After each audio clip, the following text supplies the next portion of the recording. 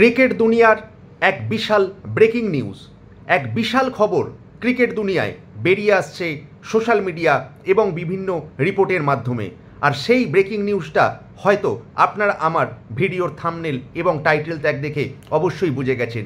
হ্যাঁ বন্ধুরা, আমি আজকে যে বিষয় নিয়ে আলোচনা করব সেটা হলো ভবিষ্যতে ভারতের ওয়ানডে টিমের ক্যাপ্টেন কে।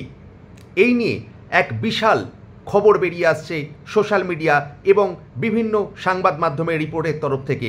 হয়ে যেতে পারে শ্রেয়াস আয়ার ফুল টাইম ওয়ানডে ক্রিকেটের ক্যাপ্টেন।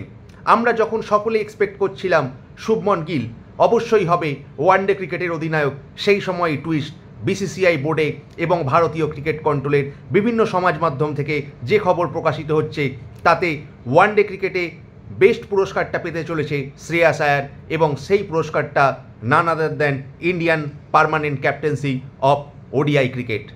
নমস্কার বন্ধুরা, আমি সোহম করাথি, আমার চ্যানেলে আপনাদের সকলকে স্বাগত। বন্ধুরা, আজকের ভিডিওটা খুব ইন্টারেস্টিং হতে চলেছে, তাই ভিডিওটা একটুও স্কিপ করবেন না, ভিডিওটা শেষ পর্যন্ত দেখার অনুরোধ রাখলাম। আর যে সমস্ত বন্ধুরা প্রথমবারের জন্য আমার চ্যানেলে যুক্ত হচ্ছেন তারা চ্যানেলটা প্লিজ সাবস্ক্রাইব করে দেবেন। তো বন্ধুরা, আর বেশি কথা না বাড়িয়ে শুরু করছি আজকের টপিকটা। দেখুন, আমরা যখন সকলেই এক্সপেক্ট করছিলাম বিসিসিআই শুভমন গিলকে 3 ফরম্যাট অধিনায়ক হিসাবে বেছে নিতে চলেছে, তখনই কিন্তু একটা টুইস্ট বিভিন্ন সংবাদ মাধ্যম থেকে পার্মানেন্ট খবর আসতে চলেছে যে শ্রেয়াস আয়ারকে নাকি ভবিষ্যতে ওয়ানডে ক্রিকেটের অধিনায়ক হিসাবে দেখতে চলেছে বিসিসিআই এবং ভারতীয় নির্বাচক মণ্ডলী। এর প্রধান কারণ হিসাবে যেটা আসছে সেটা হচ্ছে ওয়ার্কলোড ম্যানেজমেন্ট। দেখুন, আমরা সকলেই জানি বিসিসিআই কিন্তু শুভমন গিলের ওপর অনেক প্রত্যাশা করে আছে। অলরেডি শুভমন গিলকে তারা টেস্ট অধিনায়ক দিয়ে দিয়েছে, আর এখন শুভমন গিলকে কিন্তু টি-20 ক্রিকেটে ভাইস ক্যাপ্টেনও নির্বাচিত করেছে। অর্থাৎ ক্লিয়ার কাট মেসেজ যে শুভমন গিলকে তারা কিন্তু টি-20 অধিনায়ক হিসাবেও দেখতে চলেছে। কারণ সূর্যকুমার যাদব হয়তো আর 2-3 বছর হয়তো খেলবে, তারপরে কিন্তু টি-20 ক্রিকেট আর খেলবে না, কারণ সূর্যকুমার যাদবের বয়সটা কিন্তু অনেকটাই এগিয়ে চলেছে। তাই শুভমন গিল যে ভারতীয় বোর্ডের র্যাডারে আছে টি-20 অধিনায়কের, সেটা এইবারের এশিয়া কাপের দল নির্বাচন থেকেই কিন্তু অনেকটা স্পষ্ট হয়ে গিয়েছিল। কারণ আমরা যখন অনেকেই এক্সপেক্ট করছিলাম শুভমন গিল কি আদৌ প্লেয়িং 15-11-এ থাকবে, বেস্ট 15 একাদশে কি সিলেক্ট হবে এশিয়া কাপের জন্য, সেখানে কিন্তু নির্বাচক মণ্ডলী আশা রেখেছে, ভরসা রেখেছে শুভমন গিলের ওপর। তারা শুধুমাত্র 15 জনের দলেই সিলেক্ট করেননি, তারা স্ট্রেট কাট শুভমন গিলকে ভাইস ক্যাপ্টেন নির্বাচিত করেছে। আর যখন ভাইস ক্যাপ্টেন নির্বাচিত করেছে তখন অবশ্যই তিনি প্লেয়িং 11-এ থাকবেন। আর আমরা একটা কথা জানি, শুভমন গিল অলরেডি টেস্টের পার্মানেন্ট অধিনায়ক। বিসিসিআই ম্যানেজমেন্ট যে থটটা নিচ্ছে সেটা হচ্ছে তারা কোনোভাবেই 3 ফরম্যাট ক্যাপ্টেন 3 জন আলাদা আলাদা প্লেয়ারকে রাখবে না। তাই শুভমন গিল যদি টেস্ট ক্রিকেটের ক্যাপ্টেন অবশ্যই আছে, অধিনায়ক রোহিত শর্মা যদি ওয়ানডে ক্রিকেটে ক্যাপ্টেন্সি করে এবং সূর্যকুমার যাদব যদি টি-20 ক্রিকেট ক্যাপ্টেন্সি করে, এখন বর্তমান পরিস্থিতিতে 3 জন আলাদা আলাদা অধিনায়ক 3টে ফরম্যাটের জন্য। কিন্তু বিসিসিআই চাইছে 2 জনের হাতে অধিনায়কত্ব দেওয়ার জন্য। একটা খবর ভেসে আসছে, রোহিত শর্মা হয়তো 2027 ওয়ার্ল্ড কাপ পর্যন্ত থাকবে না।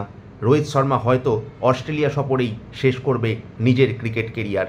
তাই যদি এরকম কিছু ঘটে যায়, তাহলে যখনই রোহিত শর্মা অধিনায়কত্ব থেকে সরবে, রিটায়ারমেন্ট ঘোষণা করবে, তখন স্ট্রেট ফরওয়ার্ড শ্রেয়াস আয়ারের হাতে ক্যাপ্টেন্সি তুলে দেবে বিসিসিআই ভারতীয় ক্রিকেট বোর্ড। কারণ ভারতীয় ক্রিকেট বোর্ড চাইছে শুভমন গিলকে তরতাজা রাখতে টেস্ট এবং টি-20-র জন্য, আর শ্রেয়াস আয়ারের হাতে বাগডোরি দিতে চাইছে 50 ওভার ফরম্যাটের। কারণ আমরা জানি ভারতের যেরকম ক্রিকেট শিডিউল, তাতে কিন্তু আগামী সময়ে বিশাল ক্রিকেট শিডিউল ওয়েট করে আছে। কারণ আমরা সকলেই জানি 9ই সেপ্টেম্বর থেকে শুরু হয়ে যাচ্ছে এশিয়া কাপ। এই এশিয়া কাপ হবে টি-20 ফরম্যাটে। এশিয়া কাপ শেষ হওয়ার সঙ্গে সঙ্গে ভারতীয় দল যাবে ওয়েস্ট ইন্ডিজে, সেখানে কিন্তু টেস্ট ম্যাচ খেলতে হবে। তারপরেই অবশ্যই রয়েছে অস্ট্রেলিয়া সফর, অস্ট্রেলিয়ায় ওয়ানডে ফরম্যাট। তারপরে দেশের মাটিতে রয়েছে সাউথ আফ্রিকার সঙ্গে ওয়ানডে, টেস্ট এবং টি-20। অর্থাৎ প্রচুর ক্রিকেট অপেক্ষা করছে ভারতীয় দলের জন্য। যদি একজন অধিনায়ককে তারা বেছে নেয়, যদি শুভমন গিলকে তারা ওয়ানডে ক্রিকেটে অধিনায়ক হিসাবে বেছে দেয়, তাহলে টেস্ট ক্রিকেট অলরেডি ক্যাপ্টেন্সি করছে, টি-20 ক্রিকেটেও হয়তো কিছুদিনের মধ্যে ক্যাপ্টেন্সির দায়িত্ব এসে যাবে। আবার ওয়ানডে ক্রিকেট, একটা প্লেয়ারের পক্ষে এত ক্রিকেট কন্টিনিউ খেলা সম্ভব নয়, কারণ সেই প্লেয়ারটাকে মাঝে মাঝে রেস্ট নিতে হয়। তাই জন্য 3 ফরম্যাট আগামী বছরের ক্রিকেট শিডিউলকে মুদ্রানজর রাখতে হয়ে এই ভারতীয় বোর্ড এবং বিসিসিআই ম্যানেজমেন্ট তারা চাইছে যে শ্রেয়াস আয়ারকে ক্যাপ্টেন্সি বাগডোরি দেওয়ার জন্য, কারণ তাতে শুভমন গিলের অন্তত কিছুটা রিল্যাক্সেশন হবে। শুভমন গিল অন্তত কিছুটা সময় ক্রিকেট থেকে বিরতি নিয়ে টি20 ক্রিকেট এবং টেস্ট ক্রিকেটে তরতাজাভাবে ফিরে আসতে পারবে। আর যেটা শ্রেয়াস আয়ারের পক্ষে সবথেকে প্লাস পয়েন্ট হিসেবে কাজ করছে সেটা শ্রেয়াস আয়ারের ওয়ানডে ক্রিকেটের পারফরমেন্স। আমরা জানি শ্রেয়াস আয়ার ওয়ানডে ক্রিকেটে একজন পার্মানেন্ট মেম্বার ভারতীয় দলে। 4 নম্বর পজিশনটা নিয়ে যে বিশাল আলাপ আলোচনা এবং বিশাল একটা সংশয়ের ব্যাপার সৃষ্টি হয়েছিল, সেখানে কিন্তু শ্রেয়াস আয়ার নিজের প্লেসটা একদম পারফেক্টলি করে দিয়েছে। তাই শ্রেয়াস আয়ার যে ওয়ানডে টিমে একজন পার্মানেন্ট প্লেয়ার সেটা আমরা সকলেই জানি। আর শ্রেয়াস আয়ার 2023 ওয়ার্ল্ড কাপ থেকে যেরকম ফর্মে রয়েছে, এই সদ্য সমাপ্ত 2025 চ্যাম্পিয়ন্স ট্রফিতেও কিন্তু অসাধারণ ব্যাটিং করেছে। তাই শ্রেয়াস আয়ারের ফর্ম কিন্তু শ্রেয়াস আয়ারকে অন্যান্য প্লেয়ারের থেকে এগিয়ে রাখছে ক্যাপ্টেন্সি হওয়ার দৌড়ে। হ্যাঁ, আপনারা হয়তো বলতে পারবেন হার্দিক পান্ডিয়াও তো একজন মেম্বার ছিল। দেখুন, হার্দিক পান্ডিয়াকে চেয়েছিল বিসিসিআই ম্যানেজমেন্ট ক্যাপ্টেন করার কথা, কিন্তু হার্দিক পান্ডিয়ার যেরকম ফিটনেস, যেরকম ইনজুরি প্রন প্লেয়ার, সেখানে কিন্তু হার্দিক পান্ডিয়াকে তারা ক্যাপ্টেন্সি হিসাবে দেখতে চাইছে না। ঋষভ পান্তকেও চাইছে না, কারণ ঋষভ পান্ত মেবি 50 ওভার ফরম্যাটে পার্মানেন্ট এখনও নয়, কারণ KL রাহুল কিন্তু যথেষ্ট ক্ষুরদার প্লেয়ার 50 ওভার ফরম্যাটে। তাই ঋষভ পান্ত হার্দিক পান্ডিয়াকে এগিয়ে রেখে শ্রেয়াস আয়ারের দিকেই কিন্তু নজর রাখতে চলেছে বিসিসিআই টিম ম্যানেজমেন্ট। এই বিসিসিআই ম্যানেজমেন্টের এই ডিসিশনটা মেনলি ডিপেন্ড করছে আগামী বছরে কয়েকটা যে টাফ শিডিউল আছে, সেই শিডিউলে প্রপার প্লেয়িং রোটেশন পদ্ধতির জন্য শুভমন গিলকে তারা চাইছে টেস্ট ক্রিকেট এবং টি20 ক্রিকেটের ক্যাপ্টেন্সি হিসাবে, এবং ওয়ানডে ক্রিকেটের বাগডোরি তারা দিতে চাইছে শ্রেয়াস আয়ারের ওপরে। আর এই সব কিছুটাই ডিপেন্ড করবে একজনের ওপর, সেটা হলো রোহিত শর্মা। রোহিত শর্মা কি ভাবনা চিন্তা করছে? রোহিত শর্মা কি 2027 ওয়ার্ল্ড কাপ পর্যন্ত নিজেকে টিকিয়ে রাখতে পারবে, নাকি বছরের শেষের দিকে অস্ট্রেলিয়া সফরে যে ওয়ানডে ফরম্যাট, সেই ওয়ানডে ফরম্যাটই লাস্ট ওয়ানডে সিরিজ খেলে ইন্টারন্যাশনাল ক্রিকেটকে বিদায় জানাবে রোহিত নায়ক রোহিত শর্মা।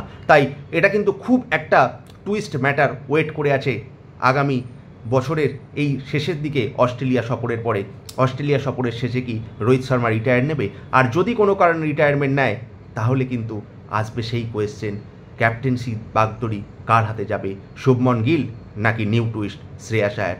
যদিও আমি পার্সোনালি চাই রোহিত শর্মাই যেন ক্যাপ্টেন্সি থাকে, অ্যাটলিস্ট 2027 সাল পর্যন্ত রোহিত শর্মা ক্যাপ্টেন্সি করে ভারতকে বিশ্বকাপ জিতিয়ে বিদায় নিক এই প্লেয়ার।